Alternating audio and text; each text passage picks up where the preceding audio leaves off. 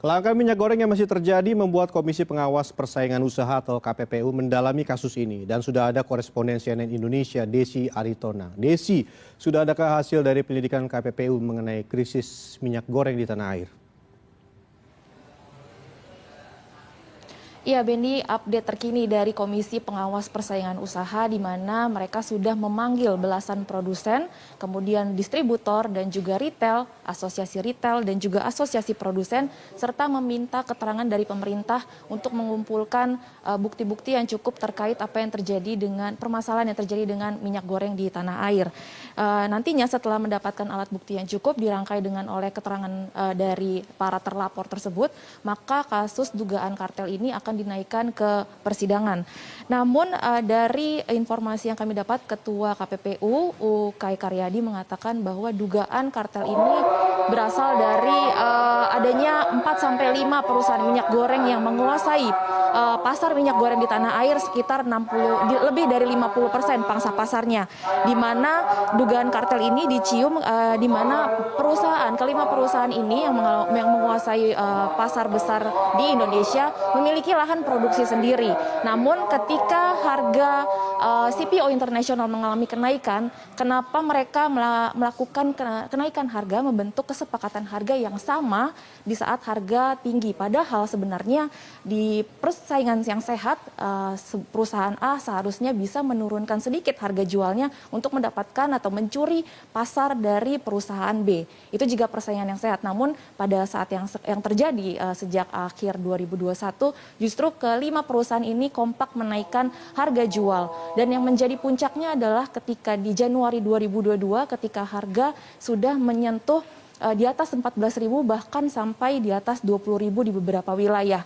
Yang kedua, dugaan kartel ini juga berasal dari ketika harga CPO internasional itu kan fluktuatif di tahun 2021, namun yang meski cenderung naik, harga CPO internasional tetap mengalami adanya penurunan harga. Namun para produsen ini bukannya menurunkan harga jual mereka, tetapi tetap bertahan di harga yang tinggi, sehingga dugaan-dugaan ini menyimpulkan bahwa adanya praktek kartel dari kondisi minyak goreng di tanah air.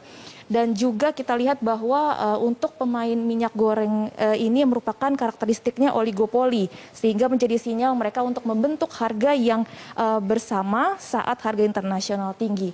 Dan yang kedua, ketika kami tanyakan saat memanggil 4-5 perusahaan atau belasan perusahaan yang diduga melakukan upaya kartel ini, KPPU tidak ingin menjawab apa hasil perbincangan mereka karena itu masih menjadi wilayah investigasi yang nanti akan dirangkai dengan alat bukti lainnya untuk masuk ke proses persidangan selanjutnya. Dan tadi kami juga sempat menanyakan kepada Ketua KPPU Ukay Karyadi, nantinya jika alat bukti sudah cukup masuk ke pemberkasan kemudian ke persidangan, para terlapor akan diperiksa secara terbuka dan bisa mengajukan saksi-saksi, dan di mana nantinya penyelidikan ini juga bisa mengarah ke 3 hal lain di luar kartel, yaitu mengarah ke kesepakatan harga, kemudian mengarah ke integrasi vertikal dan juga pelanggaran pasar. Di mana kalau kita tahu jika kita belanja ke beberapa minimarket ataupun supermarket saat ingin membeli minyak goreng, para retail itu melakukan take and bundling, yaitu membeli minyak goreng namun harus ikutan membeli terigu, beras atau bahan-bahan kebutuhan lainnya, dan itu menurut KPPU adalah sebuah pelanggaran. Tadi kami juga sempat menanyakan jika nanti terbukti setelah proses persidangan terbukti bahwa ini merupakan pelanggaran atau melakukan kartel, maka tiap perusahaan akan mendapatkan hukuman, yaitu bentuknya adalah denda, di mana denda minimal itu adalah sebesar 1 miliar rupiah, kemudian maksimalnya adalah dikenakan denda 50% dari laba tahun terjadinya pelanggaran atau 10% dari omset perusahaan itu dari tahun terjadinya pelanggaran.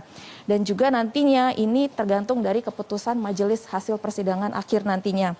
Kemudian tak hanya dari sisi nominal uang saja yang akan masuk ke keuangan negara, hukuman atau denda secara moral tentunya akan menjadi hal yang paling berat adalah citra dan reputasi dari perusahaan itu akan tercoreng, karena tak hanya di level nasional hasil investigasi atau hasil dugaan kartel ini nanti akan mencoreng perusahaan-perusahaan tersebut di mata investor karena tidak melakukan good corporate governance atau GCG dalam menjalankan bisnis usahanya.